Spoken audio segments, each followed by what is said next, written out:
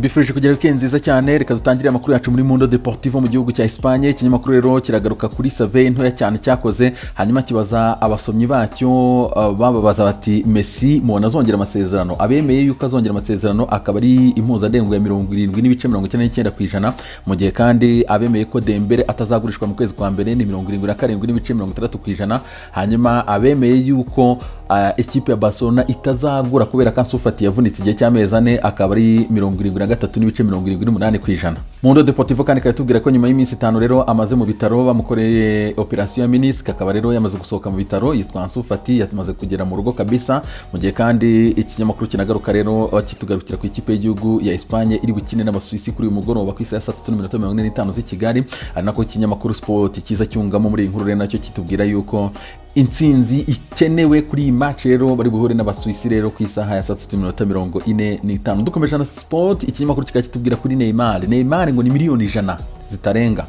Paris Saint-Germain ngo iri oblige muri samitaha yo kuzanikura Neymar naramuka yanze kongera amasezerano muri iki gihe. Azaba asigaje umwaka umwe. PSG rero ngo izaba iri force kumugurisha ku buryo ibonye ububaha miliyoni 100 bazayatanga. Barcelona iteguye kese kabisa ya miliyoni 100 yuzuye amafaranga. Barcelona kandi ngo nanone kugira ngo igure Neymar ya mafaranga tereke hanze kabisa iyahereza ikipe ya Paris Saint-Germain biraterwa na president uri butorwe ni ikipe ya FC Barcelona. Ikindi Barcelona kandi kugira ngo ibone amafaranga ngigomba kubanza kugurisha abakinyi bayo, hanyuma yizere ko ifite amafaranga yose imanurira kuri Neymar Junior Santos afera suivre. Sport kandi kabigaruka kuri Lionel Messi, akaba rero yarikomye cyane arbitrage rero ubwo banganyaga n'ikipe ya Paraguay igitego kimwe kuri kimwe. Mu byukuri akavuze ko rero abasifuzi bari baje kabisa bari kuri mission yuko Argentine itagomba gutsindira match.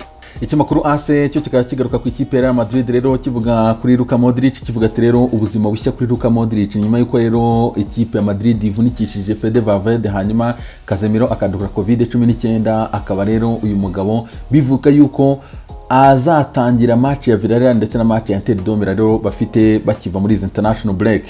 Akaba kandi yamaze gutestinga negative rero kuri PCR ubwo bateguraga match ekipe ya Croatia ifitanye n'ikipe ya Sweden, ndetse uyu munsi araza no kwigaragaramo. Ikinyamakuru L'Equipe cyo kikaba cyagarutse ku ikipe y'igihugu y'Abafaransa rero uyu munsi ifite match ikomeye cyane, urubanza rukomeye rero i Lisbonne bagomba gukina n'ikipe ya Portugal. Rero nta n'ukwezi kwari kuciyemo bahuye banganyije ubusa ku busa. Uyu munsi rero barongera bahure kabisa. Akaba rero nyuma y'uko Abafaransa batameze neza cyane no gutsindwa na Finland rero ngo biraza kuba kabisa ari imbaraga zikomeye cyane bagomba kugaragaza rero kuri iyi ngiyi tike igomba kubahesha phase finale kabisa. Uyu mugoroba Lisbonne rero ngo Abafaransa barasabwa gutsindirayo.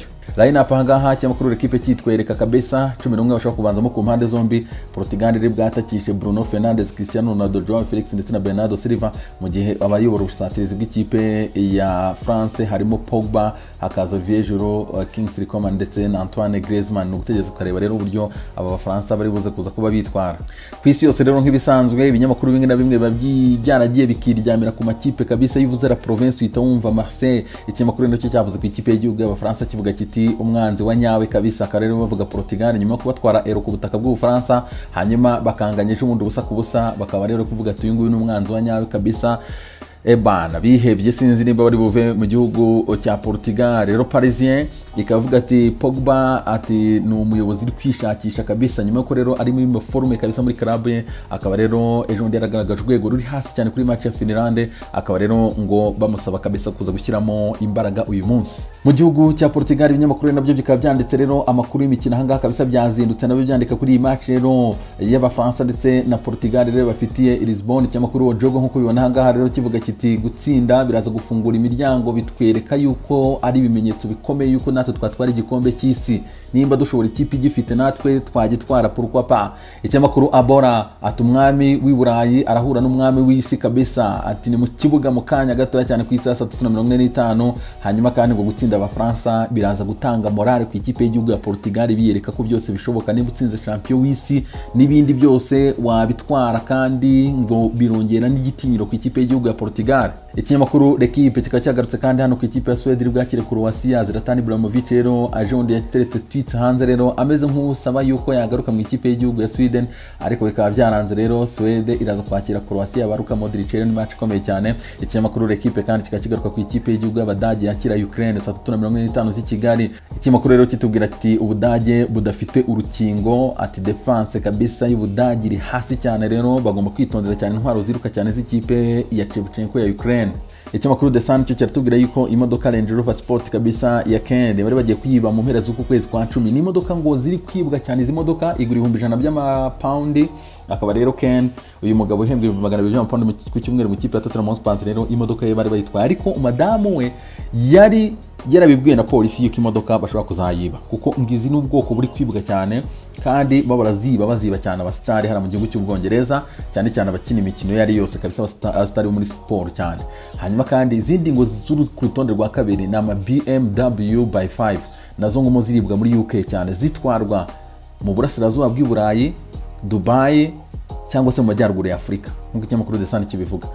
Akaba rero moto yanyuraga iruhande rwa Ken buri gihe. Ken uko agenda akabona moto inyuzeho, umuturage rero aza kubibona aravuga ati imodoka ya Ken bazayiba tu, amenyesha polisi rero, ariko ntago bigeze bayiba. Ibintu rero ni hatari cyane kabisa mu gihugu cy'Ubwongereza. Izi modoka ngo ziribwa ngo hari abajura bari specialize ngo imiryango electrique ngo afite ukuntu bakubitaho akantu bagahita barufungura, hanyuma bakayica truck yari yose kabisa ishobora kuba ya connectinga na polisi cyangwa se n'undi na nyiri imodoka nyine ngamenya nk'imodoka yiherereye.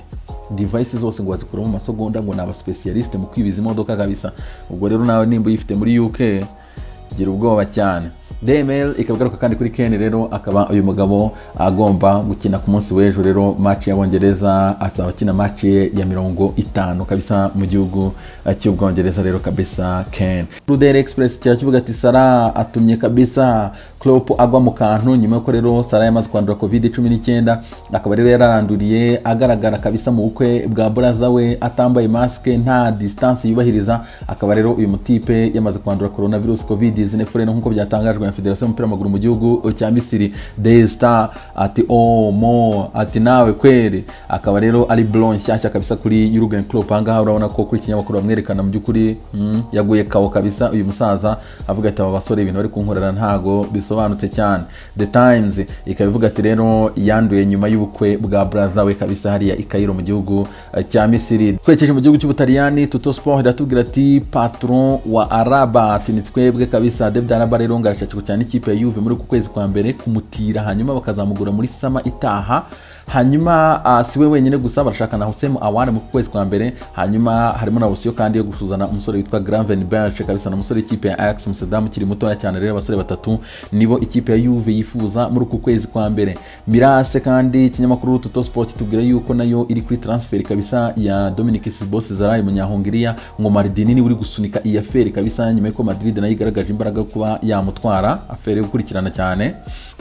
Corriere dello Sport rero iragaruka kuri match kabisa Abataliyani bafite n'ikipe ya Pologne muri iyi weekend. Akaba rero iki kinyamakuru kitubwira yuko Shiro Immobile mu by'ukuri ategereje test za nyuma za coronavirus, hanyuma agahitaza nyuma yuko rero umuvandimwe witwa Moise Kean yavunitse ndetse na Lorenzo Pellegrini bakaba baravuye mu ikipe y'igihugu y'Abataliyani.